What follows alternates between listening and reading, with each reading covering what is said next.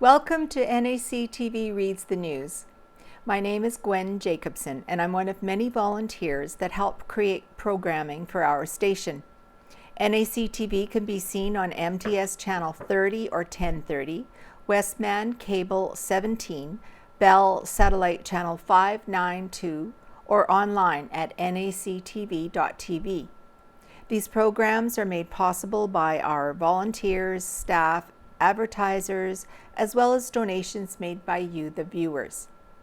If you are enjoying your NACTV experience, please consider supporting us by either donation or volunteering. You can contact our office at 204-476-2639 or at nactv@wcgwave.ca. This week's edition of the Neepawa Banner and Press is dated Friday, October 14th, 2022.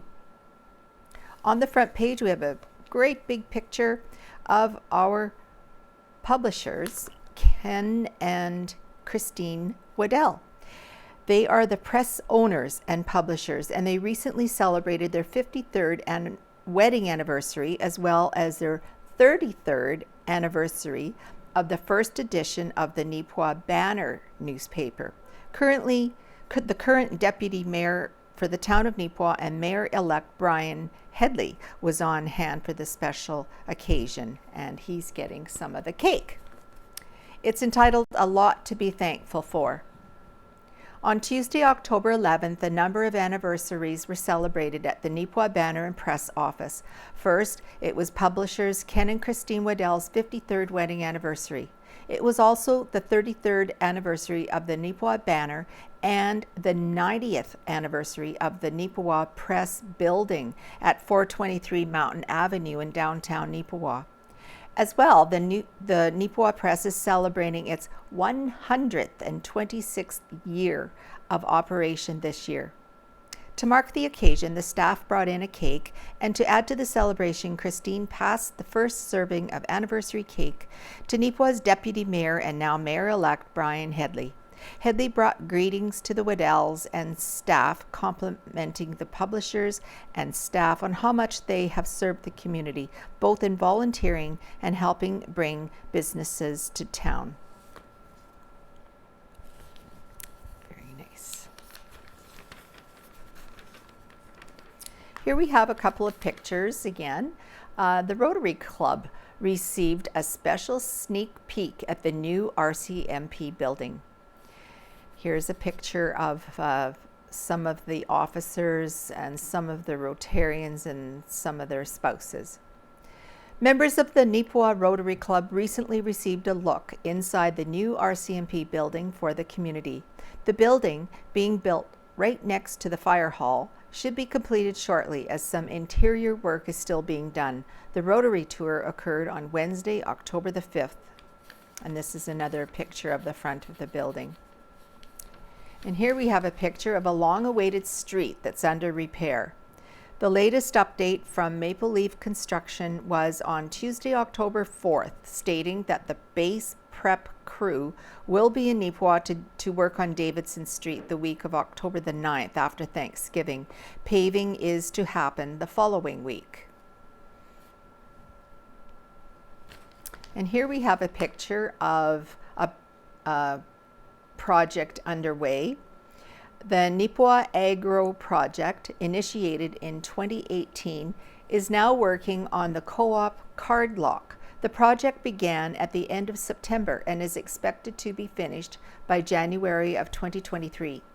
Brian Headley, the GM for Neepawa Gladstone Cooperative Limited, said the project entails 3 75,000-liter self-diked above-ground storage tanks.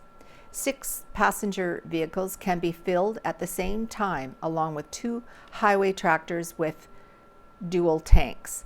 The products dispensed will be clear and purple diesel, clear and purple regular glass, clear and purple premium gas, and bulk diesel exhaust fluid. The total project cost for the card lock is over $2.5 million.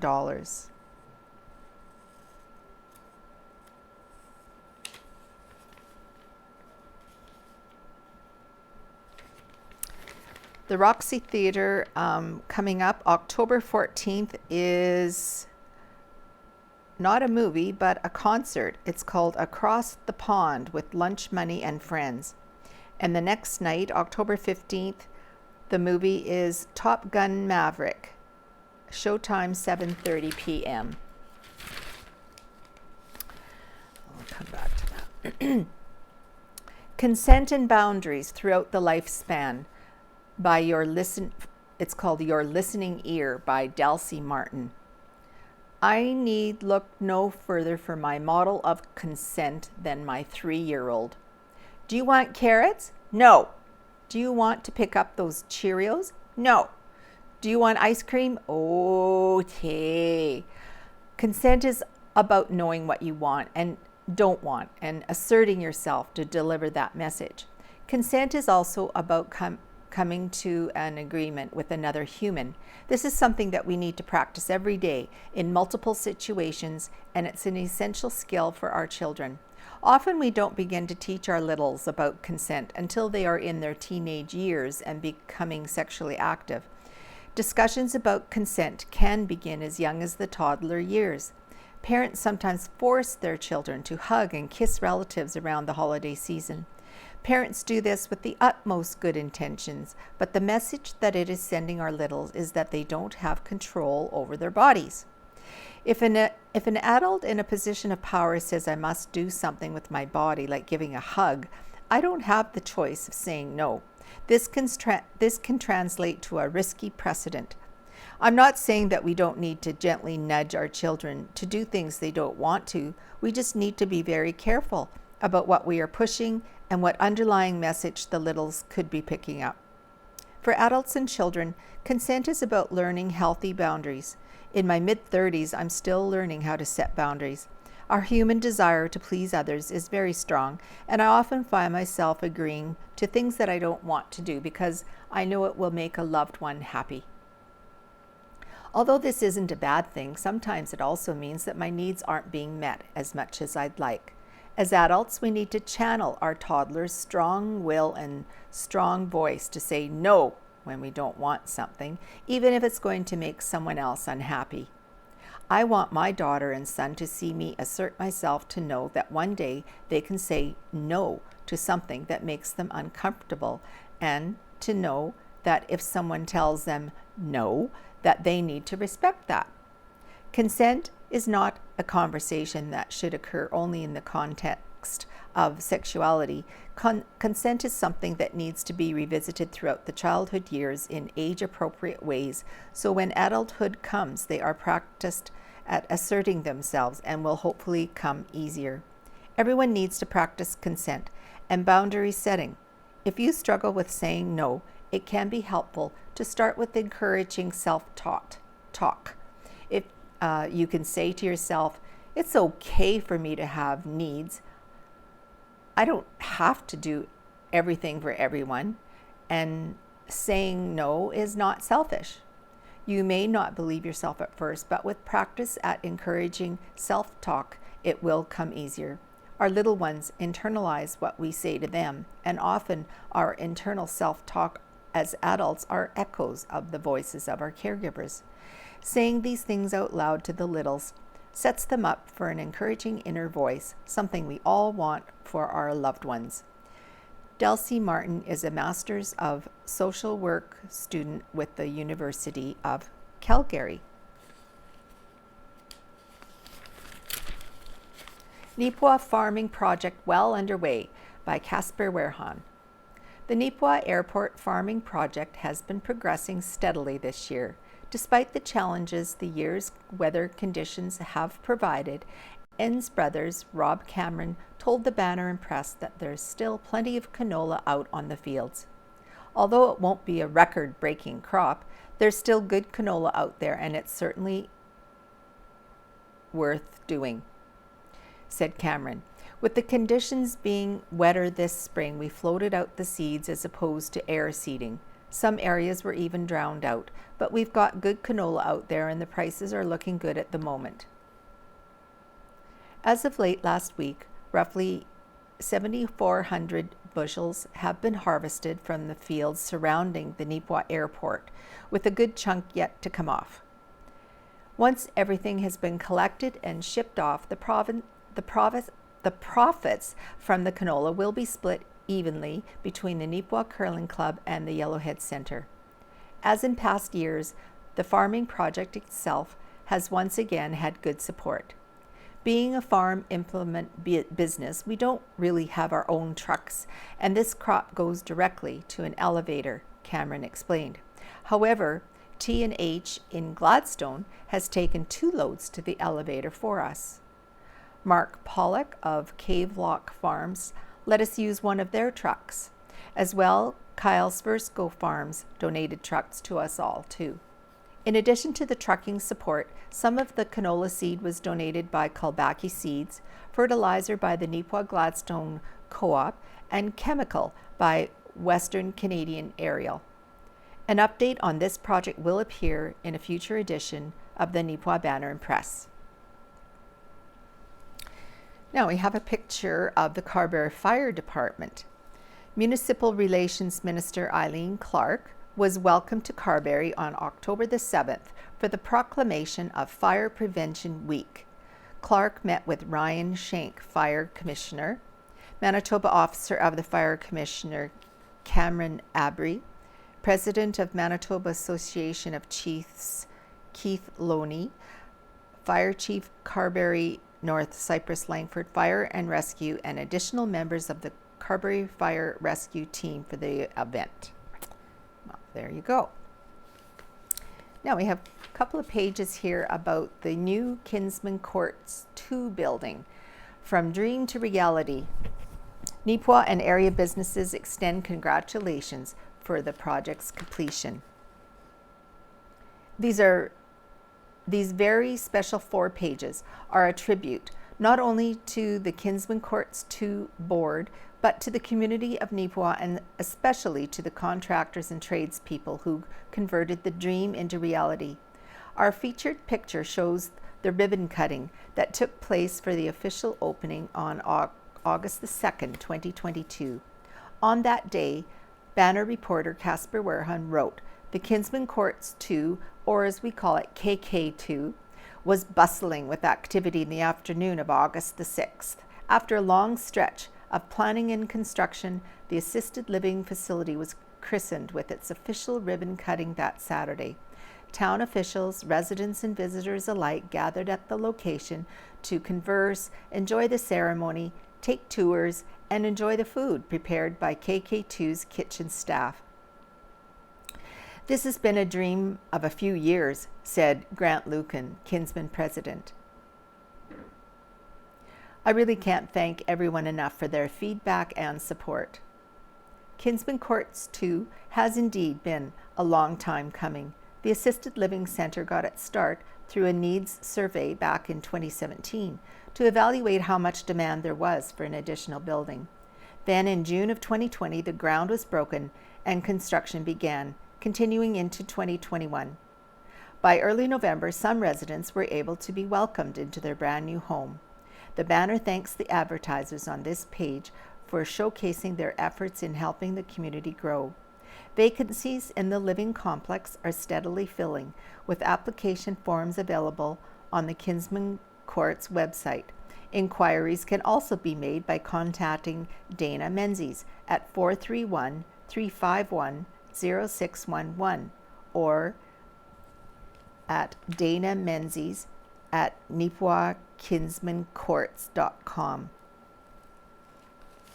And in this picture, this shows the original artist's rendering of what the building would look like as it had been imagined during the preliminary stages of development. But this is the now completed building as it appears today. And this was the official ribbon cutting ceremony. We have Denny Phillips, the Secretary Treasurer, Tom Borsa, a director, Brian McCutcheon, a director, Grant Lucan, President, Perry Snedden, a director. Missing from the photo was Director Charlie Taylor, and this is Dana Menzies, the Facility Executive Director.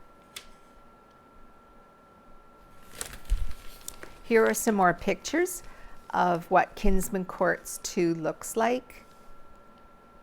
This is an area with a fireplace. Looks pretty cozy to visit. They have a hair salon. This is a picture of one of the units, like without all the furniture, of course. Another sitting area with some beautiful pictures on the wall. And this is the eating area here.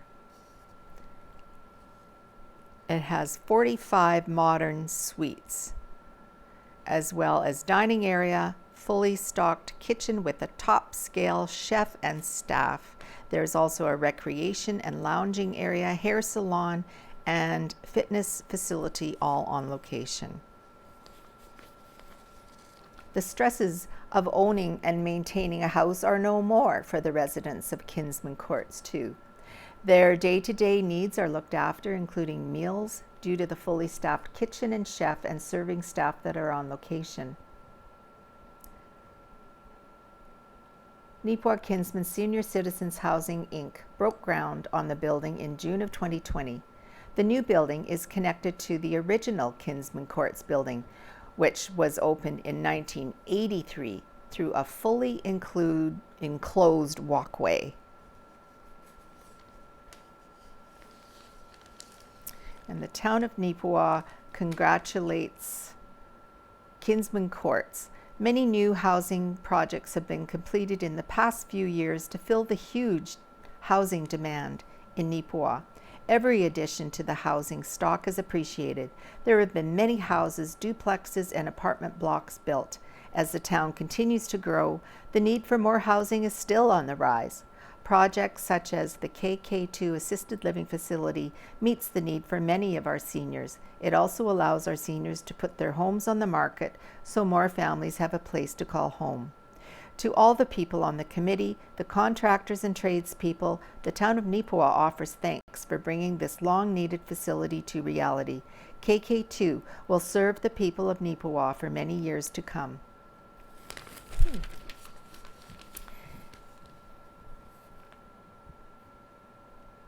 There's another picture of it.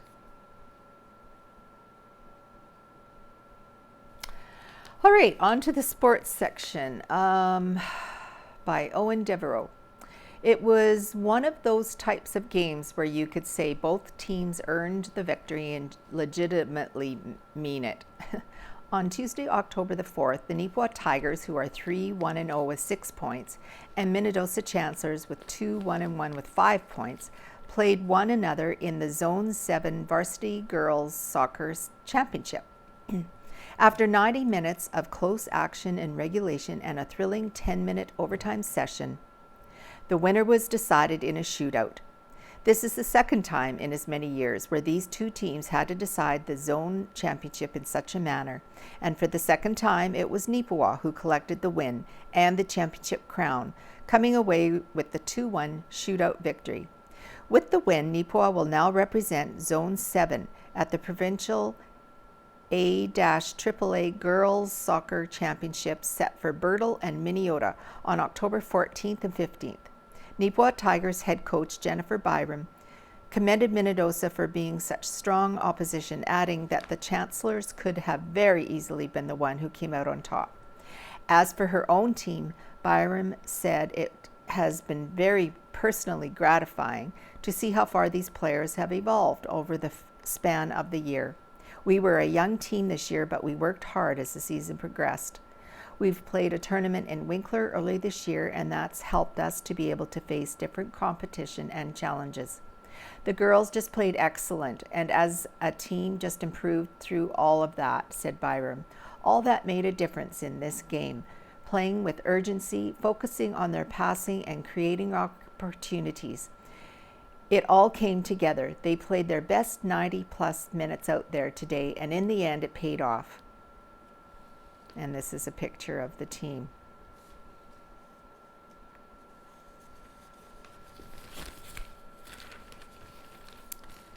Still with sports, Tiger Hills Hockey League ready to return by Owen Devereaux. The Tiger Hills Hockey League has undergone some significant changes heading into the 2022-23 season. The most obvious one is with the two-time defending league champions, the Boys of Vain Border Kings. League officials were informed earlier this year that Boys of Vain had requested and received permission to take a one-year leave of absence. League sources have indicated that the team had cited an inability to ice an adequate local roster as the reason for the request. While not directly cited by anyone involved with the league, it's believed that the installation in the spring of a new rule regulating the number of non-local players that can suit up for teams as the main reason for the Border Kings stepping away. While the loss of Boys of Vain will be noticed around the league, a pair of new teams should more than make up for it. This fall, the Rivers Jets and Minnesota/Elkhorn Seahawks, formerly of the North Central Hockey League, were both given permission to join the Tiger Hills League. This brings the Tiger Hills League to 16 teams, which will be broken up into an Eastern and Western Conference, then further split into two divisions each. So there's four areas: Northwest, Southwest, Northeast, and Southeast. For Northwest, it's Verdun, Souris, Rivers, Minnesota/Elkhorn. For Southwest, it's Killarney, Deloraine, Hartney, and Melita. For Northeast, it's Neepawa, Minnedosa, Gladstone, McGregor. And for Southeast, it's Carberry, Pilot Mound, Wawanesa, Cartwright. These divisions are for scheduling purposes only and have no bearing on playoff standing. Each team will play an 18-game schedule, playing their division rivals twice and everyone else in the league once. The regular season around the Tiger Hills Hockey League will begin Friday, October the 21st. And still with hockey, Nippua well represented in Yellowhead Chiefs program by Owen Devereaux. Perhaps it'd just be easier for all the family members going from Nippua to Shoal Lake this winter to watch Yellowhead Chiefs to just charter a bus. Nippua finds itself well represented on this year's rosters for the Yellowhead hockey program. In total, there are 13 players from the local minor hockey program that will be playing for the four teams. The under-15 boys team has the most local players this year with 5. Those playing are defensemen Ethan Bray and Zach Platt, forwards Ian Foster and Nolan Kozak, and goaltender Harley Smith-Belial. As for the under-18 boys, forwards Ryland Bray and Addison McIntosh, along with defenseman Lincoln Murray, will don the blue and gold. For the girls' squads, the under-18 team will have forwards Trinity Turner and Katie Ray Byram and Jet Turner on defense. The under-15 will include forwards Brooklyn Boersma and Emma Pollock. Congratulations to all those players and best of luck this season with the Yellowhead Chiefs program. And a message for all parents of those players. Please note that due to the distance to the Shoal Lake Communiplex, the Chiefs' home arena, the banner press is unable to cover games. Any and all game pictures or information you'd wish to submit to the paper would be greatly appreciated. All submissions can be sent to sports@neepawabanner.com.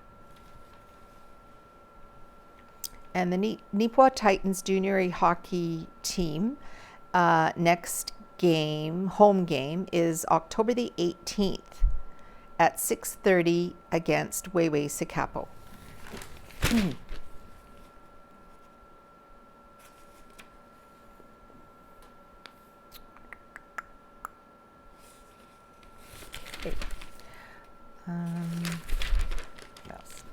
Siblings, this is still with sports. Siblings find success at CrossFit competition by Destiny Mackey.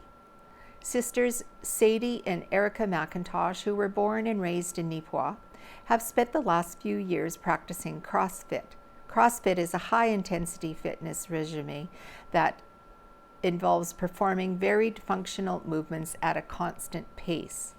They recently competed at 2 different competitions in Winnipeg. Octus Health and Fitness was the first competition they did together on September 17th and 18th. This competition included 7 different workout challenges with 3 skill levels: novice, intermediate, and RX, which is elite. They did 4 on Saturday and 3 on Sunday. They came in first out of the 3 teams in the ladies' intermediate level. The second competition they participated in was the NACTV level performance competition, which was on the weekend of October 1st and 2nd. This event had a total of 6 challenges, 3 on Saturday and 2 on Sunday, with the 3rd challenge of the day being only for the teams that made the finals. This was a higher skill level event than the first one they went to, and they placed 3rd out of 7 teams in the ladies division. There were 60 same-sex teams total in attendance. While Erica has moved to Brandon, Sadie resides in Neepawa and is a full-time employee at Whitey's Fitness Body Shop. She is a personal trainer and coaches small group sessions, including their specialty lunch crunch program and all of their youth classes. The McIntoshes grew up playing high-level hockey, so they were always working out in the gym or keeping fit through athletics. A couple of years ago, they stopped playing hockey, but wanted to stay in shape.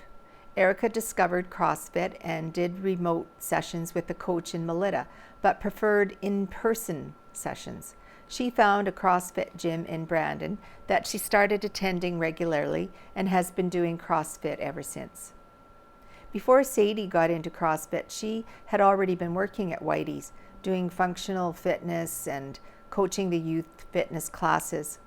She left to go to NAIT in Edmonton, Alberta, to become a personal trainer and ended up doing her practicum at a CrossFit gym.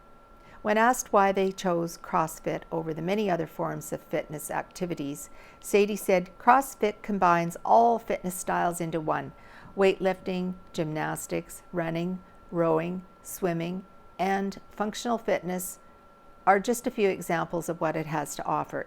It's also a fitness regime that they can do forever." Last January, Erica and her CrossFit partner from the gym she attends in Brandon entered their first CrossFit competition in Winnipeg and won. Erica really enjoyed it and thought that her and Sadie could partner up for a higher skill level in the next competition she entered. Since the sisters don't live in the same town, they each practice on their own time, but train together in Brandon on Sundays with Erica's CrossFit coaches that work at the gym she goes to. During the week, Sadie works out at Whitey's almost every day and trains with an online remote coach from CrossFit Mayhem, a CrossFit affiliate located in Tennessee. When it comes time for competition, the McIntosh sisters work with nutritionalists and ramp up their carbohydrate and fluid intake a couple days beforehand and during the competitions. Before the 2 competitions they participated in, a few of the event challenges were released ahead of time to the competitors. This way they had an idea of which skills they needed to focus on while training before it was time to compete. And here's 3 pictures. This is the Erica and Sadie McIntosh, and they named their team Mac Attack. And here's the competition where they came in first, right here. And this is the competition where they came in 3rd. So congratulations to them. And here's another it's a bodybuilder. He's from Nippua. His name is Hanan Mirage of Nippua. Recently competed in the 2022 Canadian Physique Alliance Golden Prairie Cup in Saskatoon, Saskatchewan. Mirage, who trains out of Whitey's Fitness and Body Shop in Nippua, finished 2nd overall in the men's physique novice category. Congratulations to Hanan on the success. We hope to share more of this story in a future edition of the Banner and Press. NACI's Hope Group supports men's clothing drive.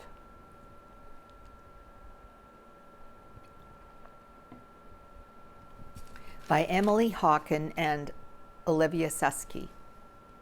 The Nippua Area Collegiate Institute, NACI, Hope Group, it means helping our world pursue equality, so they call it HOPE, is back in action with 48 members who are eager to support people in need. To kick off the year, HOPE is collecting men's clothing for people in need during these chilly winter months.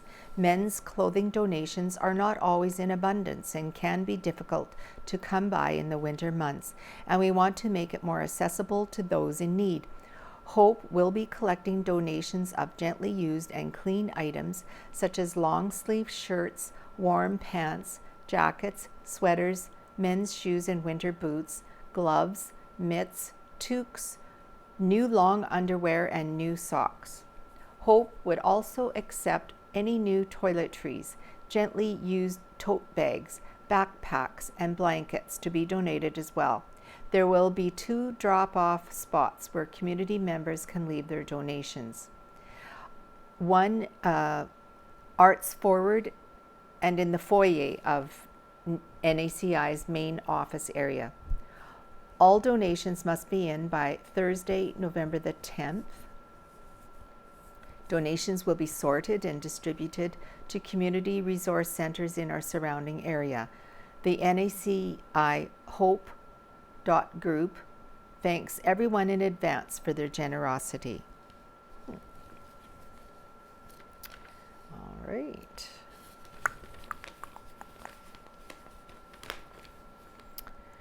All right, we are going to read Ken Waddell's article right in the center. This week it's entitled Hockey Canada Went Way Offside. And he says the views expressed in this column are the writer's personal views and are not to be taken as being the view of the Banner and Press staff. Bad governance is simply the application of wrong information to decision making and decision implementation. No better recent example of bad governance has been displayed than by Hockey Canada. The news has been filled for months with how Hockey Canada paid out millions in damages to an alleged sexual assault victim, a young woman. I say alleged not because I don't want the woman, but because I don't believe the woman, but because charges were never laid by police, as far as I know, and therefore not proven in court. All that said, I am fairly certain the alleged assault took place.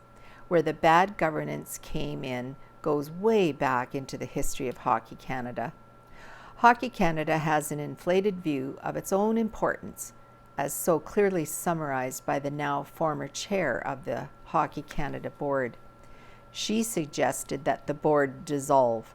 The lights might not stay on in rinks across Canada. That's a silly thing to say, as it's not Hockey Canada that keeps the lights on in the rinks across Canada.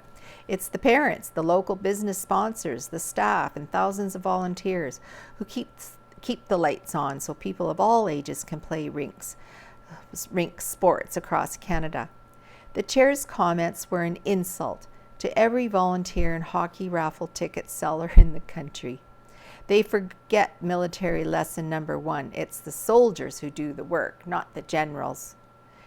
Speaking of generals and other admin-type staff, Hockey Canada reportedly has over 400 employees, a mind-boggling bureaucracy to run a relatively simple business model. It's not rocket science to run hockey teams, figure skating clubs and arenas. It's hard work, but not a complicated science. Hockey Canada has a huge budget, with millions of dollars coming from the federal and provincial governments, player fees and business partnerships at all levels from local to national. Hockey Canada's first mistake was not paying out money to cover the sins of errant hockey players.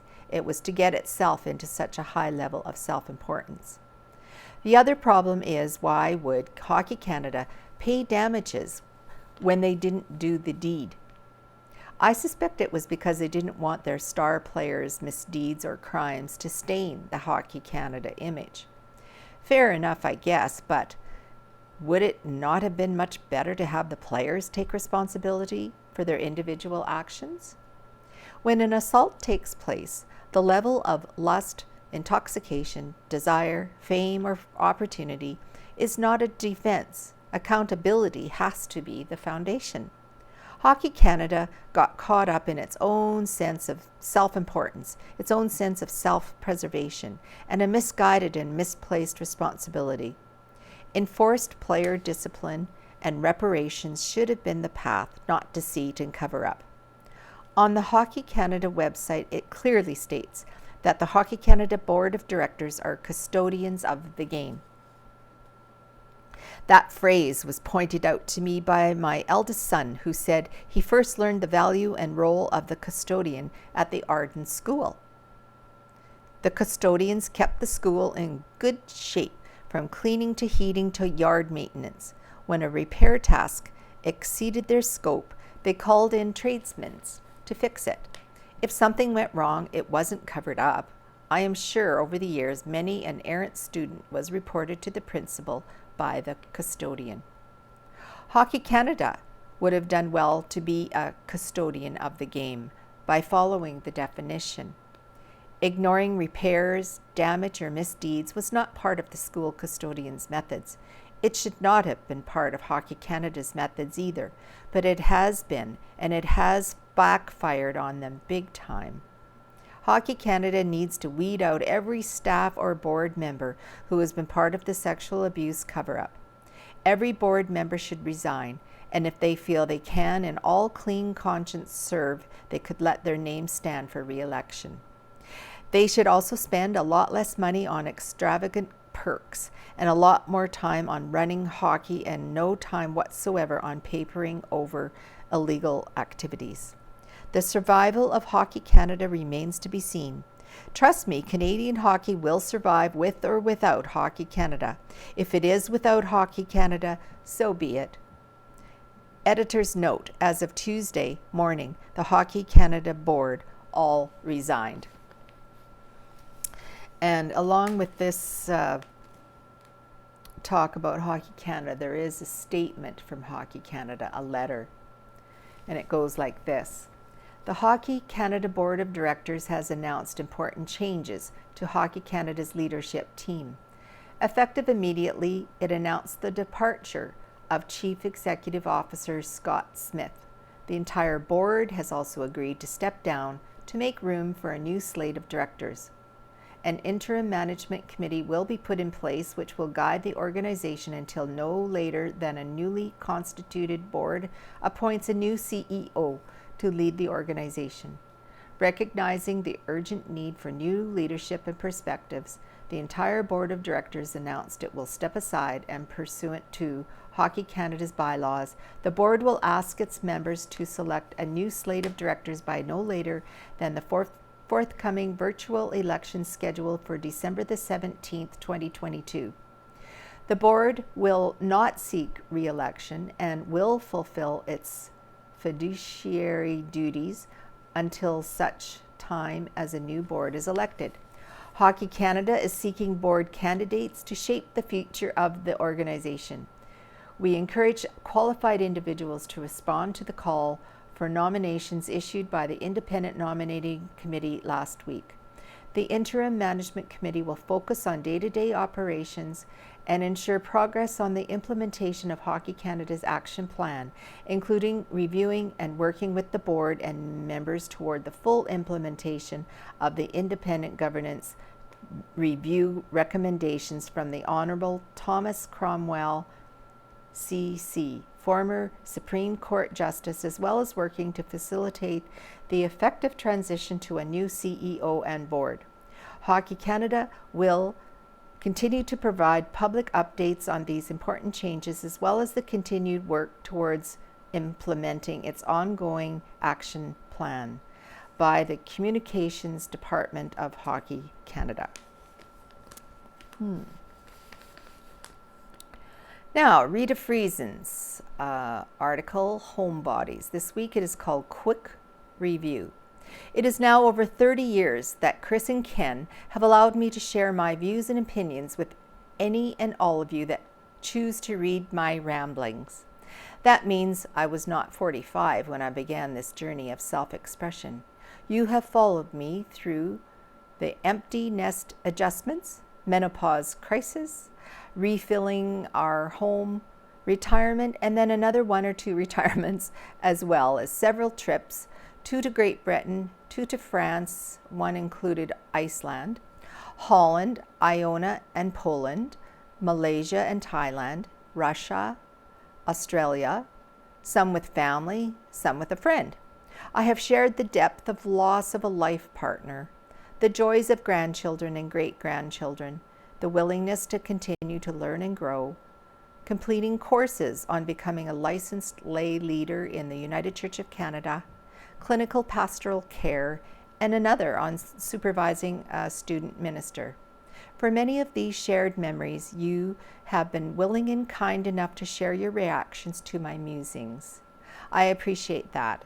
And no, this is not a farewell column, simply a reflection of my growth and development. I have shared that my childhood was not always easy. The support of understanding teachers and neighbors allowed me to thrive and be willing to take risks. Not all of them have been successful. I have shared the heartache of estrangement, and I have been encouraged by the many of you that have responded with understanding and mutual commiseration. We have discussed health shockers, childhood memories the way it used to be, and I thank you. There is little doubt that you know where I stand on current topics like vaccines, yes, faith, necessary for me, fidelity and commitment, no-brainers. I admit there are weeks when the blank screen is daunting. What can I say that will be uplifting, encouraging, amusing?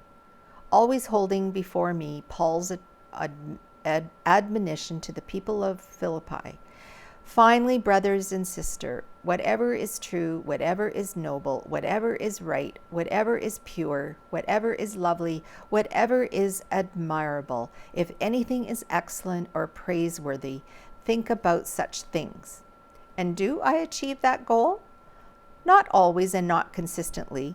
I have a bit of a twisted sense of humor, and it is challenging not to take an individual's actions or words and dramatize and embellish them. To be fair, I mock and ridicule my own foibles. I don't forget to laugh at myself as well. And when I succumb to fault reviews of others, I quickly grab the mirror. One comfort in looking back is that I can see that I have grown as a person in my faith and in my views.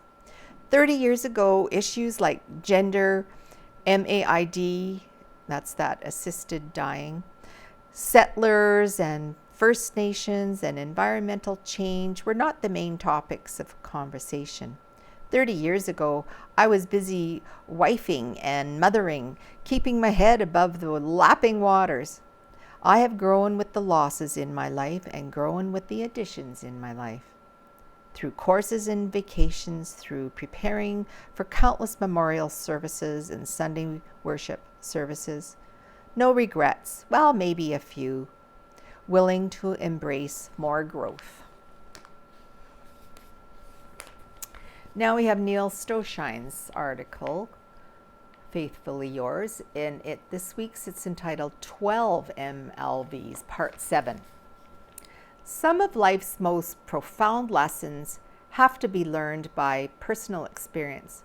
They are not taught in public school. The concepts won't even be mentioned in the business management courses taught in college or university, but learning these lessons early will help us navigate our way through some of the rough spots we will face in life. Of these lessons, the most important in my view is the 7th most valuable lesson I learned during my years in public school. It is called the law of the jerk, and it goes something like this. At least once each day, someone with whom you live or work will act like a total jerk. 20% of the time it will be a teacher, school staff member, manager, or boss at your after-school job. 30% of the time it will be a fellow student or friend, and the rest of the time it will be you. Now, let's not be too hard on those, including ourselves, who can at times be hard to work or live with. There is a lot about people, even those closest to us, that we don't know. We don't know what challenges they face each day. We don't know if they have a touch of the flu, a bad headache, or some other persistent medical condition. Or maybe during that day they received a text message telling them they were being dumped by a boyfriend or girlfriend. It does happen a lot. All we know is this. At any time during a day, the pressures of life can crowd in upon us to such an extent that we snap. We say things we shouldn't say. We do things we shouldn't do. Seconds later, we regret what we've done, but by then it's too late. We can't take back the words we said. We can't undo the things we've done. The best we can hope for is that those we hurt by our actions will understand, accept our apologies, and believe us when we tell them we will try not to react in the same way again. We cannot control the lives and experiences of others, nor can we control what they say or do in any given setting. The only person you can control is you. The only person I can control is me. And that for each of us can require a great deal of self-discipline. Fortunately, this is a battle we do not have to fight alone. 2,000 years ago, a man named Jesus walked the dusty roads of this planet. Few people have suffered as much terror, torment, and emotional abuse as he did. He felt the sting and pain of the things he had to endure. At times he expressed frustration and anger in no uncertain terms, but he never once engaged in any form of slander or character assassination. He welcomed people into his life just as they were, but he loved them too much to leave them that way. So when he had to be blunt or confrontational with people, he didn't act like a jerk. He didn't slander them like they had slandered him. He identified the words and actions that offended them and assured them that if they would repent, they would be forgiven and receive the power they needed to change their ways. His Spirit lives within all those who put their faith in him and will help us love, accept, and forgive others as he has loved, accepted, and forgiven us. Now we have a picture, another picture of Gladstone history. Wow, this is Miss Broadfoot's class of 1956. A great year. Her first grade class, grade 1. Okay, I usually don't read this, but I have time today, so I'm going to read just for fun. Looking back. It goes all the way back to 110 years ago. Tuesday, October the 15th in 1912. In Kelwood, Robert McCone had the misfortune to lose his threshing caboose on Friday forenoon while he was at work at Albert Hearn's place. A new one was speedily provided by Mr. Neal and Mr. Shaw, wood and iron workers. And in Burnie, the weather still holds good and threshing is going along in good shape, but the crops down in Eden are showing the effects of the high wind of a month or so ago. Daniel McFadden only managed to get 7 loads of wheat from 65 acres of what should have been an excellent crop.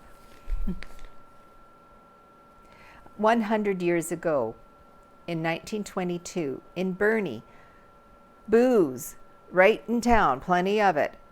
If we really want prohibition, would it not be wise to use some of the money collected in fines to hunt out the offenders who are mostly of a distinct element? 90 years ago, in 1932, the life and personality of the late Alex Dunlop will be bound to the Neepawa press. His life is typical of progressive solidarity in rural newspaper life. His experiences were unique. His training varied. He saw the West in Wild West times. He saw the boom that follows discovery. He comprehended the hopes of the visionary and extravagant. Mr. Dunlop's first venture in newspaper business in Nippua was in 1896, when he established the press that year in the Bemrose block on Hamilton Street, the first issue appearing on Thursday, May 28th. In those days, it was a weekly paper of 8 pages, all hand set with the exception of old-time patent insides and boilerplate, whatever that means. 80 years ago, in 1942, Corporal Gilbert Renwick has been reported a prisoner of war in Germany. Renwick, a member of the Cameron Highlanders, was previously reported missing. 70 years ago, in 1952, W.J. Cook of Nippua was notified last Thursday that the aircraft which crashed 5 years ago and on which his son was presumed killed had been located. The telegram from Ottawa read, "Wreckage of Mitchell aircraft in which your son, Flying Officer Benjamin Cook, was flying October 18, 1947, has been located and identified 9 miles north of Rossland, BC. Cook, a navigator, was one of the famed dam busters who did so much damage in the Ruhr Valley during World War II. His plane was shot down, but he survived. He took part in the first massed air raids on Cologne. He remained in the Air Force after the war, and at the time of the fatal crash was in charge of aerial photography work stationed at Penticton, BC. F/O Cook was on his last flight prior to going back to Rockcliffe, Ontario, when his plane was lost in the wilderness. 60 years ago, in 1962, new flags were dedicated by the Ladies' Auxiliary to the Royal Canadian Legion at a service held at 7:30 p.m. at St. James Anglican Church. After the service, a social hour was held at the Legion Hall. 50 years ago, in 1972, NEPEC 72 has been saluted by the Manitoba Chambers of Commerce as the best project of the month by any chamber in Manitoba, according to the official Manitoba Chambers of Commerce monthly release. And in Glenella, Mr. and Mrs. Wayne Wilson attended a family gathering on Sunday at the home of Mr. and Mrs. Gott Single in honor of John Single's 80th birthday. 40 years ago, in 1982, a six-week computer awareness course for teachers in Beautiful Plains School Division began Wednesday, October the 6th, said Superintendent Cecil Cox. A maximum of 3 teachers from each school in the division are attending the 18-hour course to learn basic operations and programming. 30 years ago, in 1992, in Kelwood, approximately 1,400 pounds of vegetables and fruit were gathered by friends of Kelwood McCreary United Church and delivered to the Winnipeg Harvest Food Bank. And lastly, 20 years ago, in 2002, the Neepawa and Area Development Corporation, known as NADCO, has committed $6,000 towards a proposed community daycare facility. And here's a picture of the Neepawa Press. This is the building that I'm speaking from right now. This picture was taken around 1932. And it still looks very, very similar. Okay, well, I think that is it for this week's edition of the Neepawa Banner and Press. So thank you for joining us, and hopefully we will see you next week. So bye for now.